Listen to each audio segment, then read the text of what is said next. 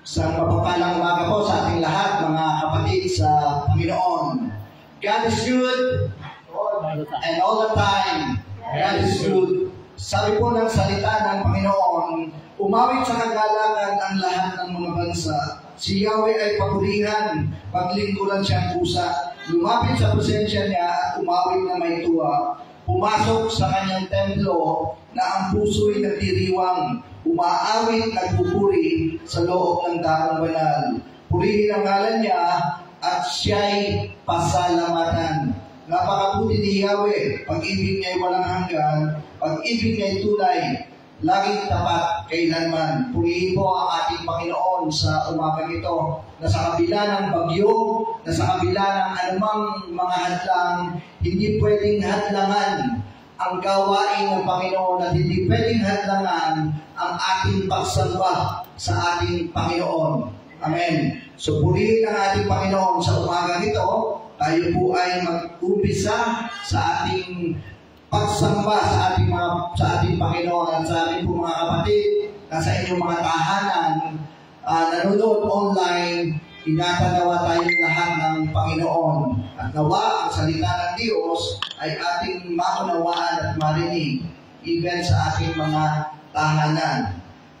Ang salita ng Panginoon po na ating pag-aaralan ay mula po sa aklat ni Amos chapter 2 verse 4 hanggang 7. Yun po ang ating pag-aaralan sa umaga ito. But before that, tayo po ay magpuri sa Panginoon, ating awitan, ating pasalamatan ang ating Diyos na buhay. Purihin ang ating Panginoon. Sige, tayo po sama-samang umawit sa ating Panginoon.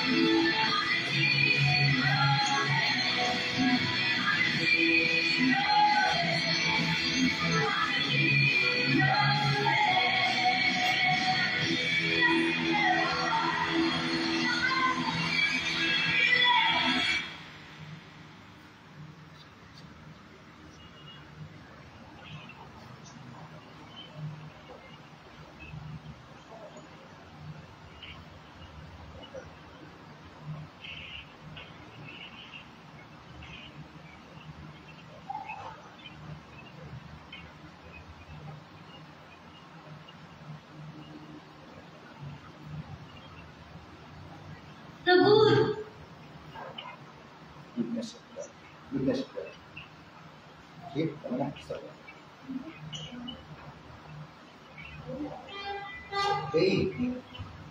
Okay, salamat sa Panginoon. Even online, tayo po ay nakapagpupuli. At hindi po sa hadlang, sabi ko nga kanina, hindi hadlang ang kahit anong bagay para sambahin ang ating Panginoon. At sa ating pong pag-aaral ng salita ng ating Diyos, ating pong babasahin ang aklat ni Amos, chapter 2, verse 4 hanggang 7. Pwede ko po bang tawagan si Ate Sara para basahin ang salita ng Panginoon?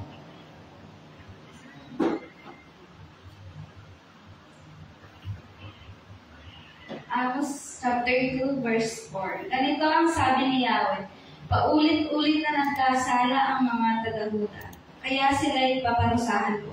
Hinamak nila ang aming mga katuruan, nilagak nila ang aming mga kautusan, iniligaw sila ng mga Diyos-Diyos ang pinagtitingkuran ng kanilang mga ninuno. Verse 5, susunugin ko ang Huda, tutubukin ko ang mga tambulan ng Jerusalem. Verse 6, ganito ang sabi ni Yahweh, paulit-ulit na nagkasala ang mga taga-Israel, kaya sila'y paparusahan ko. Dahil sa suhol, pinarusahan nila ang mga matutuwid at ibinintang alipin sa halagang isang pares ng sandalyas ang mga taong hindi makabayad ng utang. Verse 7, hinuyurahan nila ang mga aba, ipinagtutulaan nila ang mahihirap, nakikipagtalik ang mag-ama sa isang babaeng alipin, kaya nalalastangan ang aking banal na pangalan. Amen. Purihin ang Panginoon. Salamat po sa salita ng Diyos na ating binasa sa umagang ito. Sa ating po magpapatuloy ang ating gawain. Tayo po ay sandaling lumapit sa ating Panginoon. Tayo po ay manalangin. Ama naming banal na buhay na tapat, salamat sa umagang ito, sa biyayang ipinagkaloob niyo po sa amin na kami po ay sumamba sa iyo, makasamba sa iyo. Even sa online, kasama ng aming mga kapatiran at sa mga kapatid na naririto sa iglesia nito, salamat po. At kami po ay iyong iningatan. Dalangin namin na patuloy na pag-iingat mo po ay maranasan ng bawat isa. At sa pamagitan ng iyong salita, tulungan niyo po kami, Panginoon, na makita namin, maliwanag namin maunawaan ang nais niyo pong sabihin sa amin sa umagang ito. Maraming salamat, pinupuri ka namin, Panginoon, at dinadakila. Ito po'y dalangin ko sa pangalan mo lang, Panginoong Jesus. Amen and amen. So purihin po ang ating Panginoon. Last Sunday po, doon sa salita po ng Lord na ating binasa, na ating pong pinag-aralan, nakita po natin doon yung ating pong pinag-aralan, The Day of the Lord. Yun po ang title ng ating pong pinag-aralan last Sunday. And ano ba yung nais sabihin sa atin at ano yung pinalunawa sa atin last Sunday? Tayo po ay maging handa sa pagdating ng Panginoon. Sa umagang ito, in continuation to that message last Sunday, nais ko pong pamagatan ang ating paksa sa umagang ito, maging handa sa pagsunod sa Panginoon.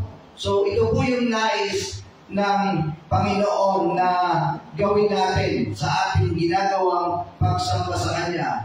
But before that, gusto ko pong bigyan ng background ang aklat po ng Amos. So, mahirap pong maunawaan ang salita ng Lord kapag, especially yung Old Testament, kapag hindi po natin nakita ano ba yung background nito. So, gusto pong ibigay yung ilang maikling background ng aklat ng Amos. Ito po, ang genre po ng Amos ay ito po ay prophetic literature. Yung kanya pong pagkakasulat sa kanya, yung kanyang genre ay prophetic literature. Ito po ay prophecy, propesya ng Panginoong Jesus, ng ating Diyos.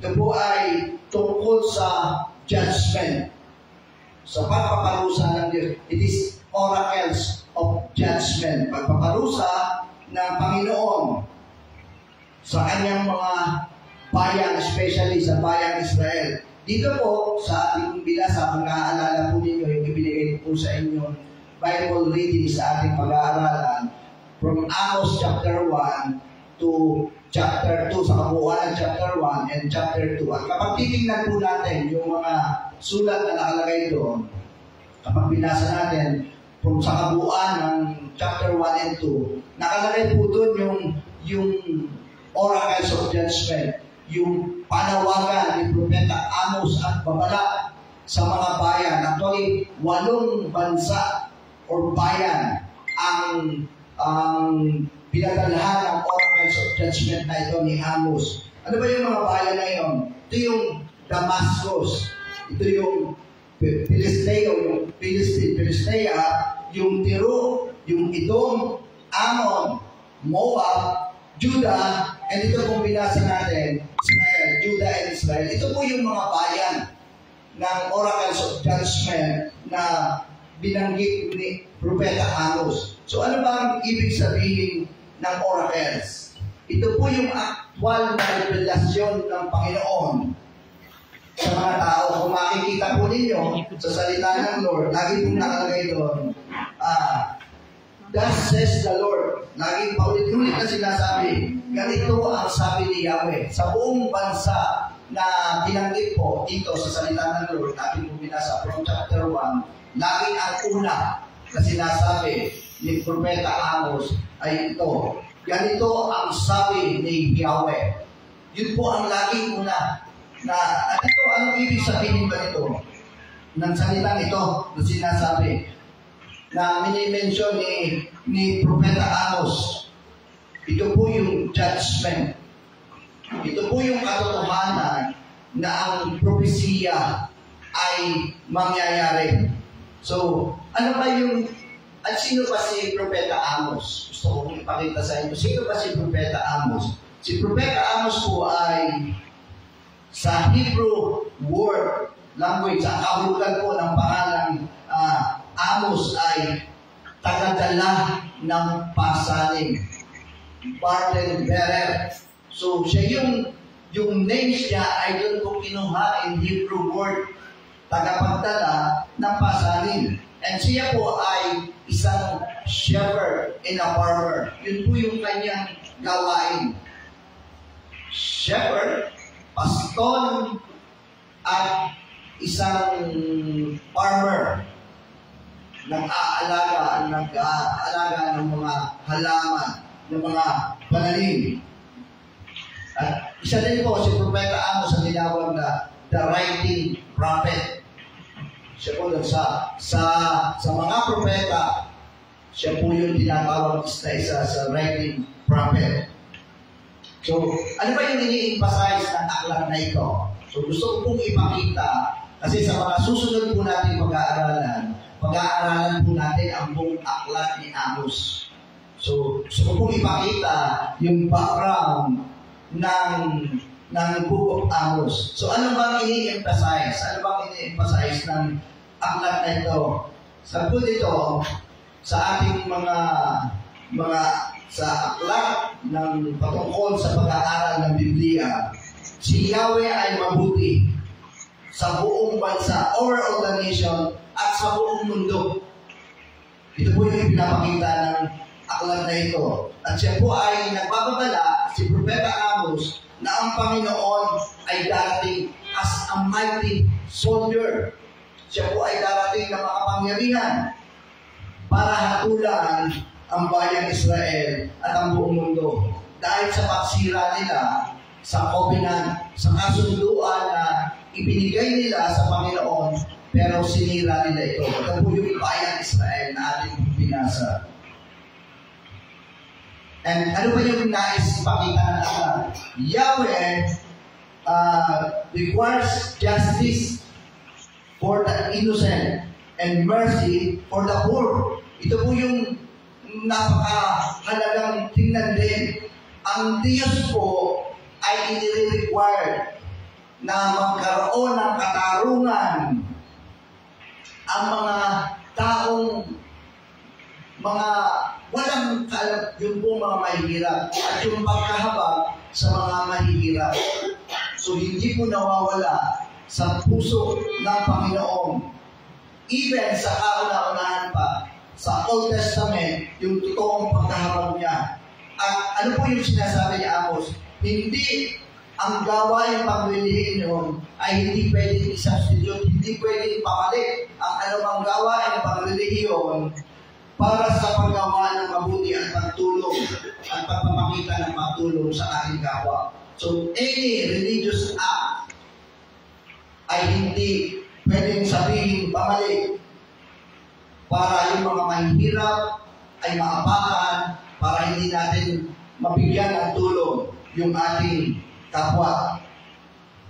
Ang kalagayan po ng Israel sa panahon ito na sinulat ni Amos, sila po ay naandun sa rare na nakalagayan na sila'y napakamayaman, napakaunlad ng Israel dito that time. Yung economic prosperity, napakalakas.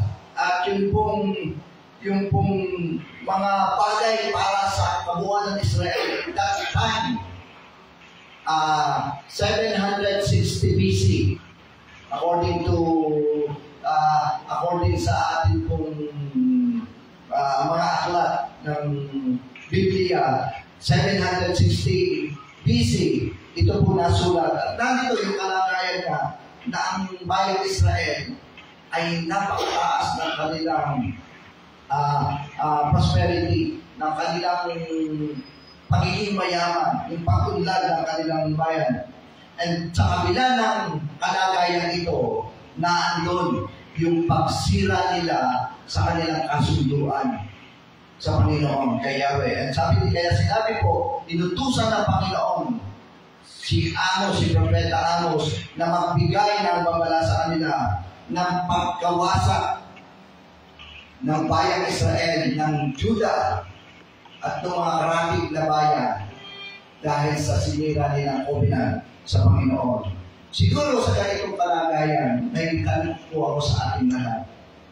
In our present situation, sa ngayon, sa kasalukuyan, as a church, as a believers, how can we avoid the punishment of God? Katulad ng judgment na ibigay niya sa bayan Israel. Sa ating pong paksa, may 3 puntos po akong nais ibahagi sa ating lahat, mga kapatid sa Panginoon. Una, ang kailangan po natin gawin upang hindi natin maranasan yung mga parusang ito na sinabi from chapter 1. Mga parusang inilalaan sa mga bayan ito ay hindi natin maranasan. Una, ano ang dapat natin gawin? To love and obey God. Atin pong mahalin, atin pong ibigin ng buong katotohanan at ng buong puso ang salita at ang ating Panginoon. Sabi ng salita ng Lord, ito po ay memory verse ng marami. Love the Lord your God with all of your heart, with all of your soul, and with all of your strength. These commandments, sabi ko doon, that I give you today are to be in your heart. Dapat ito'y manatili sa puso at isipan nyo. Sabi po ng Deuteronomy chapter 6 verse 5. Diba po? Alam niyo po kanina nung dumaan ako, nung nakita ko yung mga taong naglalakad papunta doon sa simbahan malapit po doon sa Blessed Pea, sa malapit doon sa kanto. Ang dami ng mga nakita kong dumadaan, nakabihis, ang aga, pumunta ko, umatay sila ng pagsamba. Even nakita nila yung sama ng panahon, nakita nila na medyo parang delikado. But because of their obedience, but because of their commitment, but because of their faith sa Panginoon, hindi ko laging hadlang yung kanilang, yung sama na panahon na pararating para sambahin ng Panginoon. Siguro paalala ito sa ating lahat, sa ating pagmamahal sa ating Panginoon, hindi po hadlang ang kahit anumang bagay para hindi natin sambahin ng Panginoon. Kaya po tayo narito. Even online. But hindi po natin, yes, it's true, hindi po natin kailangan take ang risk, ang buhay ng ating pong mga kapatiran. But ito po yung gusto pong ipakita sa ating pong pagmamahal, sa ating pong pagsunod sa Panginoon. Hindi kahit anong, hindi po si Uwan pwedeng maging hadlang sa ating pagsamba sa ating Panginoon. Amen, mga kapatid. So ito po yung pagpapakita ng ating pagsunod sa ating Panginoon. Sabi po ng verse 4 sa salita ng Lord na ating binasa, ganito ang sabi ni Yahweh, paulit-ulit na nagkasala ang mga taga-Juda, kaya't sila'y paparusahan ko. Hinamak nila ang aking mga katuruan, nilabag nila ang aking mga kautusan. Mga kapatid, paalala sa atin ng salita ng Diyos. Don't reject the law of God. Huwag po natin babaliwalain, huwag po natin lalabagin ang kautusan ng ating pong Panginoon. Sabi ko nga po kanina sa binasa po natin, paulit-ulit sa 8 bansa na sinabi niya, Damascus, Philistine, Tyre, Sidon, lahat ng ito binabalaan ng Panginoon. Paulit-ulit po niyang sinasabi sa kanila, huwag ninyong sisirain ang inyong covenant sa Panginoon dahil wawasakin ko kayo. Tayo po, as a believers, meron po tayong covenant sa Panginoon. That whatever we do, whatever the situation is, kailangan natin magpuri sa ating Panginoon at kailangan natin ipakita ang ating pagsunod sa Panginoon. In Genesis chapter 9, verse 5 to 10, ito po yung sinasabi, especially the verse 9. Sabi po ito, mananagot ang sino mang papatay sa inyo, maging ito isang hayop, pagbabayarin ko ang sino mang papatay ng kanyang kapwa. Sino mang pumatay ng kanyang kapwa, buhay ang kabayaran sa kanyang ginawa. Sapagkat sa larawan ng Diyos, ang tao ay nilikha. Magkaroon nga kayo ng maraming anak upang manirahan sa buong daigdig. Verse 8 and 9, sabi doon, sinabi ng Diyos kay Noe at sa kanyang mga anak. Verse 9, ako'y nakikipagtipan sa inyo ngayon, pati na sa inyong magiging mga anak. Ito pong covenant na ito na ginawa ng Panginoon kay Noah is the same covenant, but the situation na iba, but yung covenant na meron tayo sa harap ng Panginoon, covenant, kasunduan, meron po tayo. Nagtanggapin po natin ang Panginoong Jesus sa ating buhay. We have the covenant with God. Nasusunod natin siya anumang sitwasyon ng ating buhay. Amen. Amen. Ano ba yung isa pong bagay na ang nais ko pong tingnan natin? Sa ating pong kasunduan sa ating Panginoon, ang Kristiyano, ang mananampalataya, dapat natututo na sa kanyang pagkakamali. Sometimes, tayo po ay bumabagsak. Even Kristiyano na tayo. Tayo ay bumabagsak. But make sure na sa ating kasundo ang ginawa sa Panginoon with our covenant with God, yung ating Paul na nangyari sa ating buhay, yung ating pagkadapa, hindi na dapat mauulit-ulit. Hindi na dapat paulit-ulit. Sabi ko nga kanina, dapat ang Kristiyano natututo na sa ating pagkakamali. Ang hirap isipin na tayo ay nakipagkasundo, tinanggap natin ang Panginoon, pero yung paulit-ulit na kahinaan natin, pabalik-balik, tampuhin ka na noon, tampuhin ka pa rin hanggang ngayon. Ilang taon na, 30 taon na, 20 taon na, maramdamin ka pa rin. Marahabang panahon na, ganito pa rin ang iyong ginagawa. Ito po'y paalala sa ating lahat. Mahabang panahon na, marites ka na noon, marites ka pa rin hanggang ngayon. Sabi po ng salita ng Lord, dapat tayo natututo sa ating mga ginagawa. Yes, we are not perfect. Tayo po ay ang daming kahinaan. Pero tayo po ay nakipagkasundo sa ating Panginoon. Sabi niya sa kanyang salita, kayo'y bago ng nilalang. Wala na ang dating pagkatao. Kayo ay bago na. Sabi po ng ikalawang Korinto 5:17. Ano ba po yung pagpapakita ng ating pagmamahal sa ating Panginoon at pagsunod? Ito po, hindi po ito madali. Especially in this situation natin.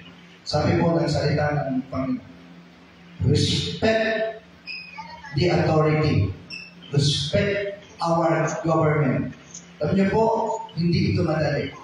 Lalo yung kalagayan natin ngayon, kabi-kabila yung napapanood natin. Corruptions, kabi-kabila yung napapanood natin. Iba't ibang mga bagay na ginagawa ng gobyerno na mali. But even gano'n yung sitwasyon, sabi po ng salita ng Lord in Romans chapter 13, igalang natin at pasakop tayo sa pamahalaan. That's why hindi po tayo sumasama doon sa mga rallying violence. Ang ginagawa po natin rally ay rally ng pananalangin na ginagawa natin sa Panginoon para sa ating government. Yes, hindi po nakakatuwa ang marami sa ating pong nakikita na ginagawa ng government. But bilang mananampalataya, hindi po dapat makita sa atin yung pagsuway sa ating pamahalaan. Dahil ang totoong mananampalataya ay gumagalang, nag-respect sa authority, sa pamahalaan. At sila po, kung anuman yung kanilang ginagawa, nagsasabit sila sa Panginoon. But ito po yung ating kailangan. Sabi ng 1 Peter chapter 2 verse 13, submit yourself for the Lord sake to every human authority, whether to the emperor as the supreme authority, even they are not deserved. Kahit hindi sila karapat-dapat igalang, but because they are the authority, they are the government, nakasunod na sinasabi ng Romans 13, na igalang natin ang pamahalaan. Dapat po natin silang igalang. Hayaan po natin ang Diyos ang humatol sa kanila. Why? Because sabi po ng Romans 13, verse 5, to avoid God's wrath, para maiwasan natin ang paghatol sa ating Panginoon, and for the sake of our conscience, para sa ikapapanatag ng ating kalooban, kailangan natin igalang ang Panginoon. Kasi kung tayo mga Kristiyano, naandun yung galit, naandun yung inis, naandun yung puot, naandun yung kawalan ng paggalang sa ating Panginoon, sa ating government, wala po tayong kapayapaan. Alam niyo po, yung kapayapaan ay isa sa biyaya na ibinibigay ng Lord. Kaya sabi ng salita ng Panginoon, Romans 35, to avoid God's wrath, para maiwasan natin ang hatol ng Diyos, and for the sake of our conscience, kailangan natin sumunod sa ating pong pamahalaan. Ito po yung sinabi ng Panginoon. In John chapter 14, verse 15, kung iniibig niyo ako, tutuparin niyo ang aking mga utos. Inutos sa atin ng Panginoon. Irespeto natin ang pamahalaan. So we need to respect them. Even they are not deserved. Bakit kailangan? Minsan ay tanong sa, bakit kailangan kong gawin ito? Samantalang sila ganito ang ginagawa. Corruptions, pagnanakaw, panlilang, pang-aapi. At mga kapatid, kung iniibig niyo ako, sabi ng Panginoon Jesus, tutuparin niyo ang aking mga utos. Pangalawa puntos, mga kapatid, we need to care for others. You carry, pagpapakita ng pagmamahal, ng concern, pagmamalasakit sa ating kapwa. Alam niyo po, ang bayang Israel, sabi ng verse 6, sabi ng salita ng Lord, ganito ang sabi ni Yahweh, paulit-ulit na nagkasala ang mga taga-Israel, kaya sila'y parurusahan ko. Dahil sa suhol, pinarusahan nila ang mga matuwid dahil sa suhol. So ito po yung kasalanan ng Israel. Bribery. They pervert justice with dishonest gain. Sa pamamagitan ng kanilang panutuhol ng ginagawa, yung katarungan, yung justice na dapat na maranasan ng mga tao, natatapunan, nawawala. Ito yung kasalanan nila. That's why sila ay binabalaan ni Propeta Amos. Ano pa? Sabi ng verse 7a, yung cruelty to the poor. Yan. Yan. Kawalan ng katarungan.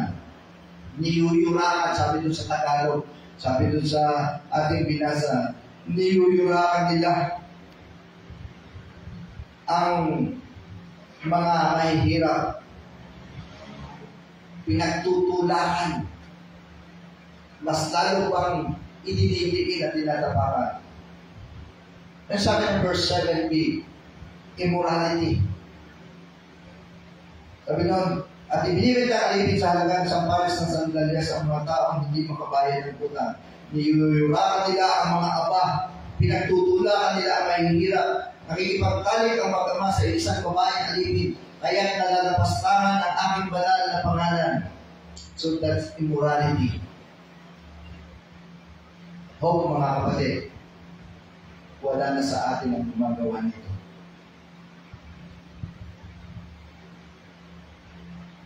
By verse 8, sabi ng verse 8, ginagamit nilang higaan sa tabi ng kalimang altar ang balabal na sangla ng isang may utang sa templo ng kanilang Diyos. Sila'y nag-iinuman ng alak na binili ng salabing ninakaw sa mga luha. Yung hypocrisy, mga kapatid. Alam niyo po, sa ating lahat, wala akong pwedeng magmalaki, wala pwedeng magsabing hindi ako ito. Alam mo, maraming pagkakataon sa ating buhay, nagiging hipokrito tayo. Aminin man natin o hindi. But sometimes, we are hypocrites. Alam niyo po, ang sabi ng isang quote, naalala ko lang yung isang quote. The world has every right to demand that we practice what we teach and what we preach. If we don't, we are hypocrites, and no hypocrites deserve a public respect. Ito po ay paalala, lalo po sa akin, sa aming mga tumatayo, sa ating lahat na nagsasabi mga Kristiyano. The world has every right. Dapat makita ng mundo na yung ating sinasabing tayo'y mga Kristiyano ay makita sa ating mga ginagawa. Amen. So we are not hypocrites. Ito po yung isa sa dahilan kung bakit ang bayang Israel ay makararanas ng distraction. Sabi ni Yahweh, sabi ng Lord, pinasabi ng Panginoon kay Amos, sabihin mo sa kanila dahil sa kanilang hypocrisy, mararanasan nila yung distraction ito na sinasabi ko. Ano ba mga kapatid? Pero sa kabila ng lahat ng ito, sa kabila ng mga kasalanan ito,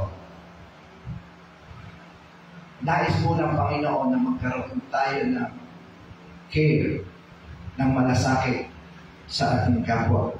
Not only to our LCA family, but sa lahat ng ating kapwa. Ngayon po, ngayong panahon ito, ngayong araw na ito, higit lalong kailangan natin na ipakita natin yung ating pagmamalasakit sa ating kapwa. Especially sa ating mga kapatid. Kasi sabi ng salita ng Panginoon, tulungan mo ang inyong kapwa, higit lalo ang iyong mga kapatid sa pananampalataya. God wants us to care for others. Sa paanong paraan? May ilang paraan po. Sa pamagitan ng pananalangin. We pray for one another. Alam niyo po, when it comes to prayer, naalala ko po yung isang quotation doon. Alam niyo po yung mga Kristiyano, prayer is our greatest Christian privilege. But we may also admit, this is our greatest failure. Pribilehiyo po natin mga Kristiyano dahil tayo'y anak ng Diyos. Tayo yung talagang totoong makalalapit sa Panginoon. Tayo yung kilala ng Panginoon. And it is our greatest privilege ang tayo makapanalangin. Silent quotation. But sometimes, it is our greatest failure. Malungkot man sabihin, pero tayo mga Kristiyano, dito tayo bagsak. Sana, loobin ng Lord na sa buhay natin, sa buhay ng bawat isa, masigit lalo pang tumaas yung ating pananalangin, paglapit natin sa Panginoon. Sa church, and as a believers, sana makita sa ating buhay yung maging mapanalangin. Alam niyo po, ito yung aking panalangin din. Sa aking family, sa church, sa ating lahat, sa aking sarili mismo, sana ako ay maging mapanalangin. Yan ang sinasabi ng salita ng Panginoon. Pray without ceasing. Lagi mo natin nadidinig. Manalangin kayo ng walang puti. Ipanalangin ninyo ang inyong kapwa. Panalangin ninyo ang isa't isa. So mga kapatid, pakita natin yung ating pagmamahal sa Diyos, sa ating kapwa, yung ating malasakit, yung ating care for others by praying. Pangalawa, sa pamamagitan ng totoong pagmamahal. Tulad ko na binanggit ko kanina, tulungan natin yung nangangailangan. Help the needy. Alam po natin yun. Kilala po natin. Kilala po natin kung sino yung talagang totoong nangangailangan ng tulong. Yes, dapat tayong maging matalino. Dapat tayong maging wise. Kasi minsan, yung pagtulong sa kapwa, sinasaktan ng iba. Marami pagkakataon po na pumupunta dito sa ating church. Humihingi ng tulong. Parang nakakaawa talagang tingnan. But be discerned sa mga ganon. Yung discernment, kailangan natin ma-discern yung mga ganong bagay. Minsan, yung ating pagtulong sa ating kapwa, na-abuse. So, but, ito po yung kailangan din natin gawin. Makita natin yung ating pagmamahal. Diba po? Ito po, ito yung isang bagay na pagpapakita ng ating pagmamahal sa ating Panginoon by sharing the gospel. Salamat sa Panginoon, meron tayong pag-aaral ng WWN. Salamat sa ilang mga kapatid na nag-enroll na para doon sa gawain ng WWN, pag-aaral ng pagbabahagi ng salita ng Panginoon. Paulit-ulit na natin sila sabi sa ating purpose statement, Matthew 28:19-20. Go and make disciples of all nations, baptizing them in the name of the Father, the Son, and the Holy Spirit, and teach them to observe what I have commanded you. By sharing the gospel. Mga kapatid, sabi ng Mark 16:15, ipahayag natin ang salita ng Panginoon na tayo ay humayo, pangaral natin ang mabuting balita sa lahat ng tao. Especially in our government. Di natin alam kung ano pwedeng gawin ng Panginoon. But ito yung utos na ibinigay sa atin ng Panginoon. Ito yung magpapakita ng pagmamalasakit sa iba. Lagi ko po sinasabi, paano kung yung isa sa pamilya mo, paano yung isa sa kaibigan mo, isang araw wala na. Hindi mo na ipakita yung iyong pagmamahal sa Kanya sa pamagitan ng pagbabahagi ng mabuting balita ng kaligtasan. Baka, ito po yung tiyak, maraming tao yung mapapahama. Marahil pamilya natin, marahil kaibigan natin, kakilala natin, kaklase natin, kasamahan natin sa trabaho. For sure, merong mapapahama sa kanila.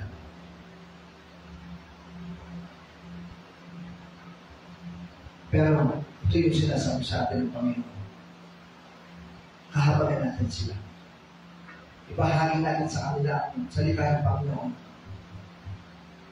Sabi nga ng salita, napapanahon man o hindi. Marahil may mga tayong nauubos sa iba't ibang bagay. Bakit hindi natin gamitin yung time natin para kahabagan at tulungan at para maibahagi sa iba yung mabuting balita ng kaligtasan? Pero may quotation na akong nabasa. Ang pinakamabisa ng paraan ng pagpapakita ng pagmamahal sa iba ay tulungan sila na makilala at tanggapin ang Panginoong Diyos, ang Panginoong Jesus sa kanilang buhay. Pray for them. Love them. And share the gospel to them. Please, mga kapatid, alam sa Panginoon. Please. We want to care for others. Kailangan natin ang pananalangin. Kailangan natin silang mahalin. Kailangan natin ibahagi sa kanila ang salita ng Panginoon. Pangatlo, siguro sa pangatlong puntos, mga kapatid, magkaroon tayo ng malalim na pananampalataya sa ating Panginoon. Dahil sabi ng Panginoon, for without faith, we cannot please God. Kung wala tayong pananampalataya, hindi natin kayang i-please ang Panginoon. So having faith in God, in our problems, sa kabila ng mga problema na ating nararanasan, in any ways, yung mga pagsubok na ating nararanasan, narahil tayo ay nasa balik ng karamdaman. Marahil tayo ay naando sa sitwasyon na napakahirap. Marahil may nag-persecute sa iyo. Hindi mo lang sinasabi, pero nararamdaman mo. Marahil yung iba't ibang bagay ay not under your control. Hindi mo alam bakit ganito. Pero sa lahat ng mga ito, kailangan natin manampalataya sa Panginoon. Kailangan natin yung malalim na pananampalataya sa ating Panginoon. Amen. Salamat sa Panginoon. Pwede ba natin palakpakan ang kapatid sa Panginoon? Amen. Salamat sa ating Panginoon. Salamat dun sa pananampalataya na inilagay niya sa atin. Na even sa panahon ng kahirapan, even sa panahon ng problema at pagsubok, meron tayong kapayapaan. Bunga ng ating pananampalataya. Sabi po ng Jeremiah 29:11, though ang verse na ito ay directly na sinasabi sa bayan Israel, hindi po sa atin ngayon. At pwede natin panghawakan, ito po yung pwede natin panghawakan ang salita ng Panginoon. Sabi niya sa Jeremiah 29, for I know the plans I have for you, declares the Lord, plan to prosper you and not to harm you, plans to give you hope and a future. Sabi ko nga kanina, it's not directly na ibinibigay sa ating salita ng Panginoon. It's for Israel people. Pero yung salita na ang Panginoon ay may magandang plano sa atin, na ang salita na ang Diyos ay may magandang plano sa Lucena Christian Fellowship, ay pwede natin panghawakan. Amen. Ito po yung katotohanan. Na because of our faith, pwede natin panghawakan. Dahil ang Diyos ay totoong mapagkakatiwalaan. Sabi ng Hebrews 13:5, huwag tayong magmukhang salapi. Because He will never leave us nor forsake us. Siya talaga kailangan natin. Ang hirap ng sitwasyon natin. Pero panghawakan natin ay ang salita ng Panginoon. Na in spite sa kawalan, hindi tayo pababayaan ng Panginoon. Mayaman po ang ating Diyos. Sabi ng Philippians 4:19, buhat sa kayamanan ng hindi mauubos. Ibibigay niya lahat ng ating kailangan sa Panginoon Kristo Jesus. Alam po ng Diyos ang ating kailangan. Marami ng patotoo, marami ng testimony ng mga kapakiran ng ating pong narinig. Na doon sa time na talagang walang-wala na, naandun yung pagkilos ng Panginoon. Naandun yung pagbibigay ng Panginoon ng solusyon sa anumang problema. So mga kapatid, hindi tayo pababayaan ng Panginoon. Even dun sa hardest situation ng ating buhay, hindi tayo pababayaan ng Panginoon. Naalala nyo yung kwentong footprints in the sand? Alam ng marami itong kwentong ito. At ito yung katotohanan na sa panahon, minsan parang ang tingin natin pinabayaan tayo ng Diyos. Pero yun yung panahon, karga-karga tayo ng Panginoon.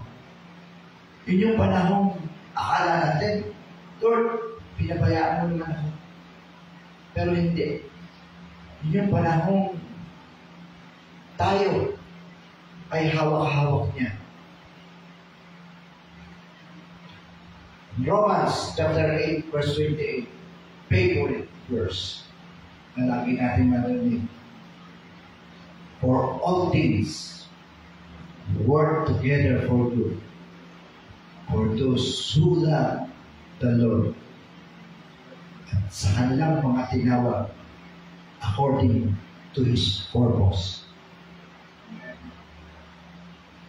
Yung mga nangyayari sa atin ngayon, alam po yan ang Panginoon, mga kapatid. Yung sitwasyon natin ngayon, alam ito ng Panginoon. Yung sitwasyon ngayon natin, parang hirap magtiwala. Especially the government. Ang Lord po yun. Tulad sila ng Lord. Ayaw sa kanilang ginagawa. Kasi ang Lord makatarungan. Sa ating WWL Exodus 34:7, God is just, hindi niya pababayaan na hindi mahatulan ng mga tao gumagawa ng masama. Ngayon po, in times of tragedy, kailangan natin manampalataya sa ating Panginoon. Kailangan natin mas higit lalong lumapit sa ating Panginoon. Siguro in conclusion, mga kapatid, before I give yung isang video, conclusion sa ating lahat, faith in God na may magagawa ang Diyos basta tayo nakakaisa. Na tayo ay sumusunod, nagpapagamit, at maninindigan sa salita ng Diyos at sa mga bagay na inuutos niya sa atin. Brothers and sisters in Christ, dito tayo tinawag ng Diyos. That is what LCM is all about. We need to learn to love and obey God by caring others and having faith with Him. Naiingatan niya tayo hanggang sa kanyang pagdating. Kaya mga kapatid, doon sa title natin, maging handa tayo sa pagsunod sa ating Panginoon. Siguro bago ako magbukas sa panalangin, I give you some videos of nangyari sa Cebu. Meron lang videos tayo. So, siguro hindi na upload kanina. At ito mga kapatid, nakita po natin. Imagine yung napapanood natin sa mga ilang videos na dun sa Cebu. Mga taong nasa loob ng kanilang bubungan. Mga taong nire-rescue. Mga taong mga walang buhay. Mga sasakyang patong-patong. Mga sasakyang inaanod. Mga livestock. Mga hayop. Naalagang hayop ng mga tao. Inaanod. Bahay na lubog. Kita natin yung kanilang sitwasyon na nararanasan. But we need to have faith in God.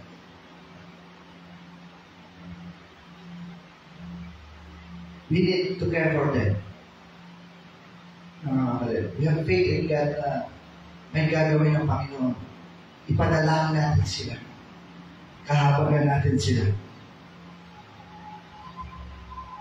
Tayo manalangin mga kapatid sa Panginoon. O Heavenly Father, we thank you, Lord God, sa umagang ito. Salamat sa iyong salita na nahayag. Sa bagay ang tiyak. Sa bagay ang katotohanan na hindi kayang hadlangan ng ano paman ang aming pagsamba sa iyo. Na kahit ang bagyong ito, na kahit ang kalamitan na ito, ay hindi makakahadlang sa aming ginagawang pagpupuli sa iyo. Yes, Lord, kami ay nagtitiwala sa iyo. At ang aming dalangin sa mga kapatid namin ngayon, nasa kanilang tahanan, online nanonood, ingatan niyo po sila. Alam niyo po ang desire ng kanilang puso. Even hindi namin sila nakasama ngayon dito. Alam mo ang kanilang puso. Ang kanilang puso na handang sumamba sa iyo. We thank you, Lord God, sa privilege. Kahit ilang tao ang narito, kami po ay sama-samang nagpupuri sa iyo. Kasama ng mga kapatiran. Kasama ng iba't ibang tao na ngayon ay sama-samang nagpupuri sa iyo. We thank you, Lord God, at ang aming patuloy na dalangin, Panginoon. Sa kalamitan na ito, sa bagyong ito na meron, ingatan niyo po ang lahat ng mga tao. Ingatan niyo po ang lahat ng bayan, higit lalo yung makararanas ng matinding kalamidad at tulong ng bagyong ito. Higit lalo yung mga kapatiran in different part of the world ng bayan ng Pilipinas na ito. Ingatan niyo po ang aming mga kapatiran. Maraming salamat, Panginoon. Bigyan niyo po kami ng totoong pagmamahal sa iyo. Bigyan niyo po kami ng totoong pagmamahal sa aming kapwa. Bigyan niyo po kami ng malalim na pananampalataya upang magawa namin yung totoong pagsunod, Panginoon, sa iyo. Salamat sa mga anak mo na nakakatipon sa iba't ibang lugar sa kabila ng ganitong sitwasyon. Salamat sa mga taong nagpupuri sa iyo. Sa umagang ito, Panginoon, karapat-dapat ka sa lahat ng uri ng papuri at parangal. Purihin ka po, sabahin ka po. Ito'y aming dalangin sa pangalan ng aming Panginoong Jesus. Amen and amen. Purihin po ang ating Panginoon.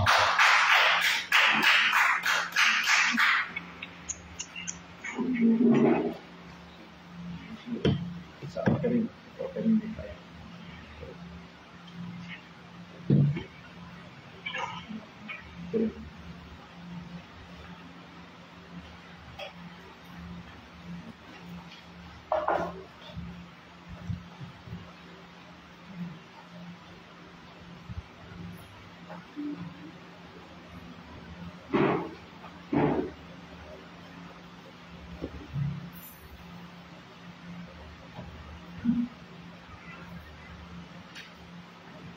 Yung mga kapatid, atin pong sambahin ang Panginoon sa pamagitan ng ating pagkakaloob. Yan.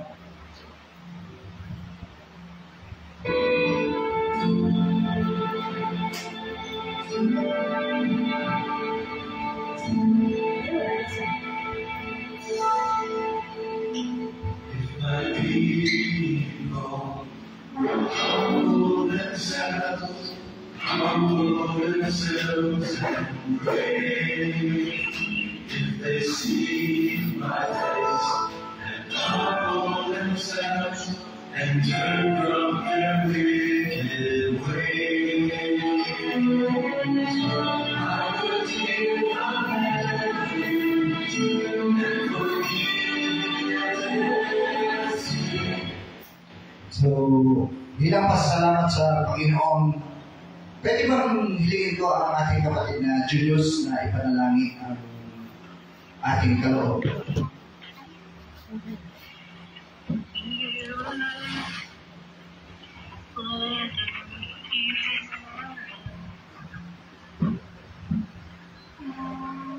tayo Kuya Lord, once again, maraming salamat po sa araw na ito. Gayahin po na kami ay dito kasama ng kapatiran na marahil ngayon ay nanood at napakinggan ang pagkitang mensahe ng aming pastor sa pamagitan ng aming pastor. Lord, dalangin po na ang sarapin na ito na naligo sa oras na ito ay maging pag-amin para po sa pagpapalawak ng iyong marian dito sa ito. Ito po aming dalangin sa pangalan ni Jesus. Amen. Amen. Salamat po sa ating Panginoon. Yes, purihin po ang ating Panginoon. Siguro po sa ating mga pabalita, yun po, nawa ay ingatan po tayong lahat ng Panginoon. And siguro doon sa ating mga pabalita, alam naman po natin yung ating mga gawain. So, yung ating gawain pananalangin, ating prayer meeting. So, we pray na sana po ngayong Wednesday ay wala na po ito. Wala na po yung bagyo, tuluyan ng umalis sa ating pong PAR, Philippine Area of Responsibility. So, yun po, yung gawain ng pananalangin ay diretso po. Wednesday, alas 6 ng hapon, gabi. So yun po. Nandun po tayo sa aklat ng Titos. Ang ating pong buong aklat po ng November, though nandun po to sa aklat ng Titos po tayo in prayer.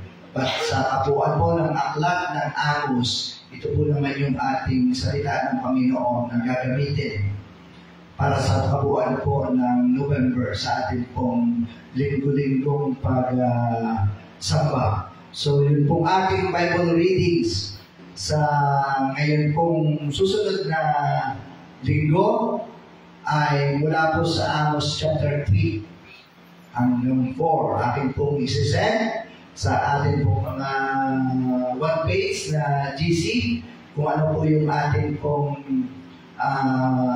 Bible readings. Yun po ay basahin natin. I hope na itong pinag-aralan natin ngayon mula po sa aklat ni Amos ay nabasa na din po ninyo. Naniniwala ako na ito po yung nakikita ninyo, yung ating panawagan. And yes, salamat. May narinig na ako nung nakaraan na kahit siya ay binasa niya yung aklat ng Amos na itong ating topic ngayon. So yun po, patuloy nating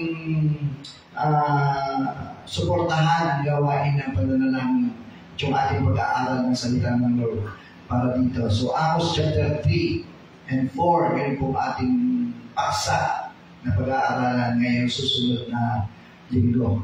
So, yun po, sa mga ilang pabalita, patuloy ninyong ipanalangin. Salamat sa Panginoon, meron tayong natalaga na bagong pamuluan. And siguro ngayong mga susunod na linggo, loobin ng Panginoon na sila po ay may present na sa ating lahat sa buong kongregasyon. Ito po yung ating mga bagong pamuluan ng ating pong iglesia. So yung pong mga deacons and deaconess, na ipapray na po natin sila last. Natin po mga elders. But today, yun pong composition ng board ay meron na po tayo. Salamat sa Panginoon. At siguro nga, sabi ko kanina, sa mga susunod na linggo ay ito po yung ating sila po yung may talaga natin dito po. At may panalangin ng mga kapatiran. So, yun po, patuloy po natin pulihin ng ating Panginoon at nawa sa buong paghapong ito na daraan ay ingatan tayo ng Panginoon.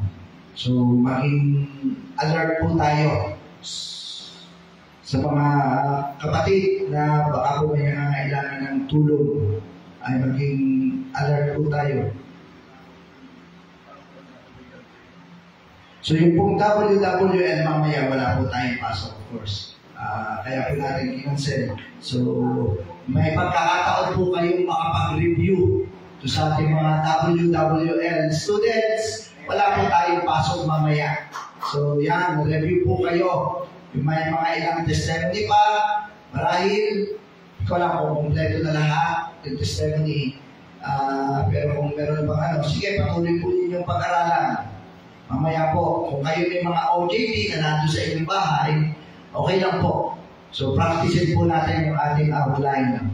So, salamat sa Panginoon at sa umagang ito tayo po ay tinulungan ng Panginoon na sa kabila ng ulan, ng hangin, hindi po nahadlangan yung ating ginagawang pagsamba sa ating Panginoon. Dahil wala pong pwede makahadlang. It's part of our commitment. It's part of our obedience to God. Sambahin ng ating Panginoon. Sa kahit anong katahilan naman, sa kahit anong kaparaan, sa kahit anong sitwasyon ng ating buhay.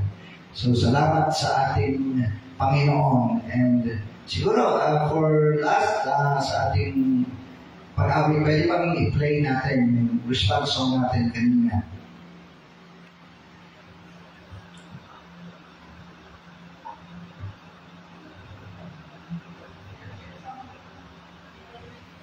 Oh.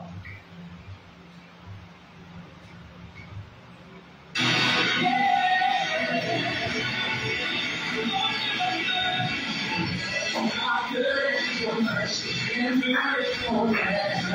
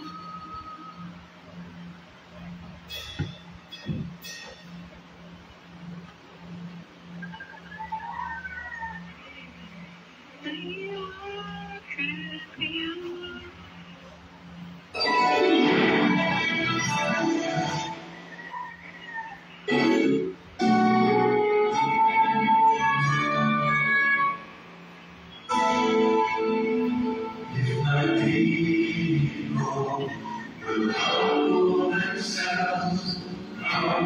themselves and pray. If they seek my face and humble themselves and turn from their wicked way, I will hear from heaven and forgive their sin. I will hear from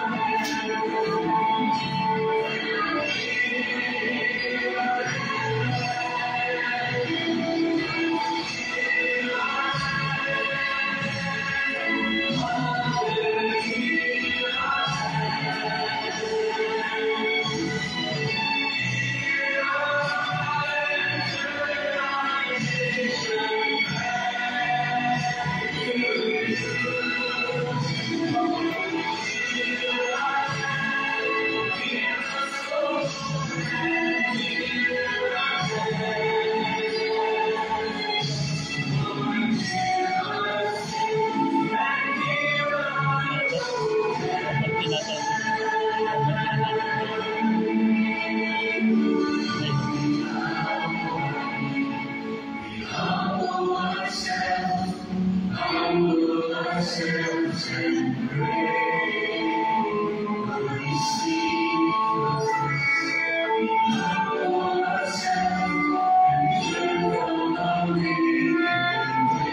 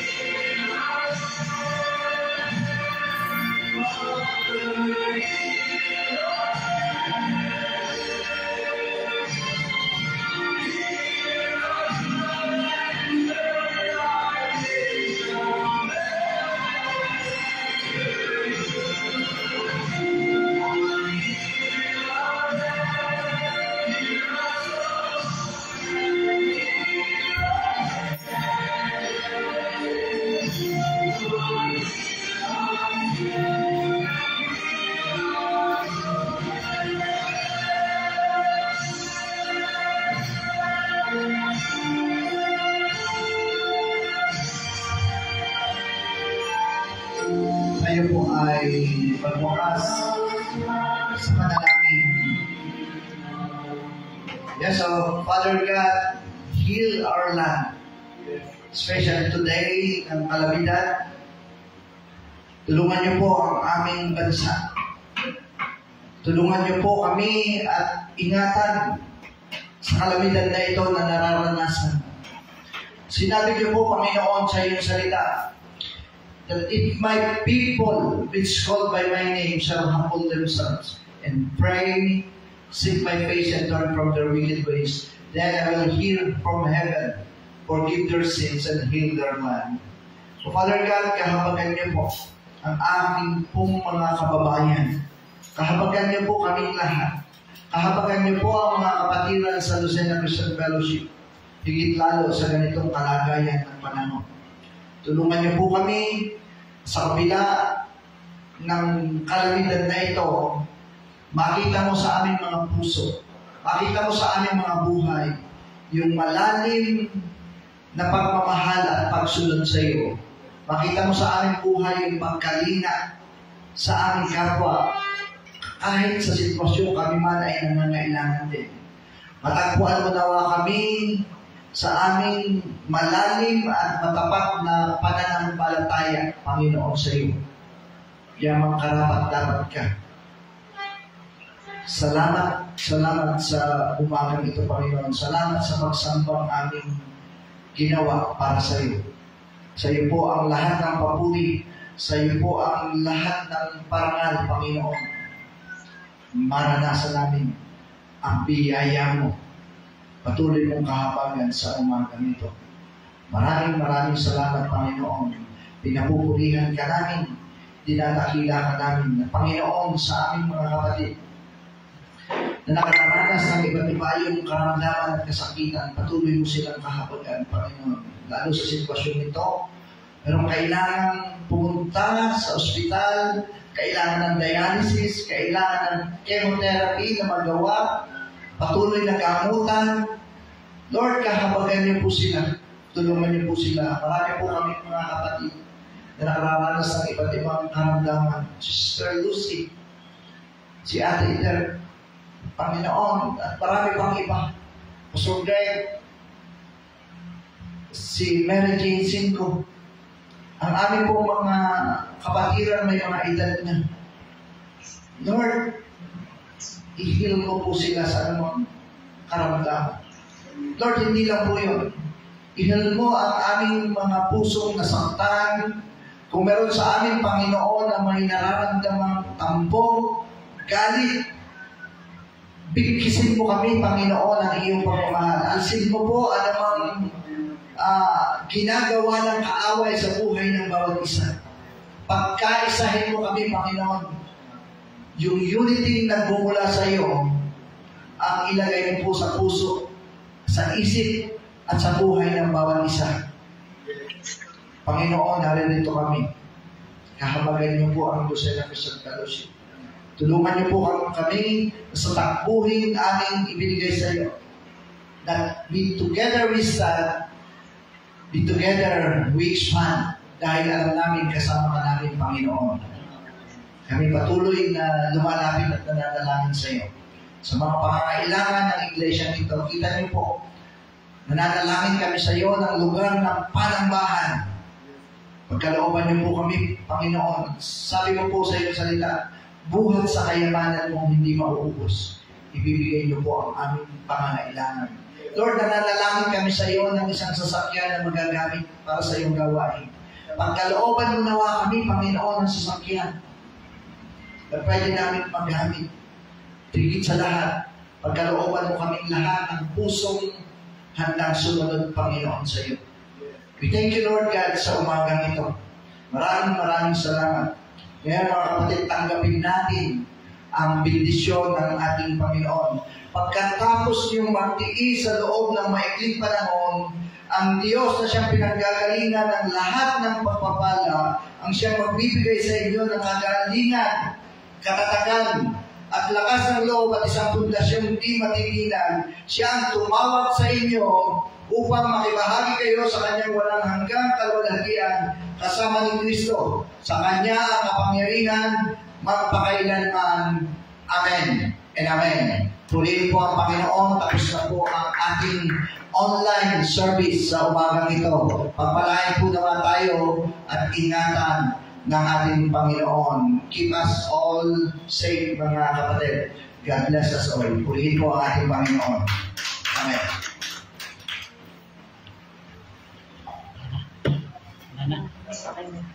Na.